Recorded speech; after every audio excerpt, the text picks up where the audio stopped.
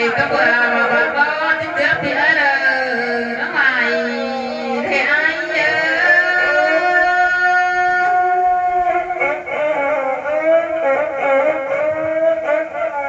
chứ Nhi ơi thầy Nong ơi cái nào phải có bữa mà ở đó tiếng trước thì ở đời đông đông để mà cái cha mà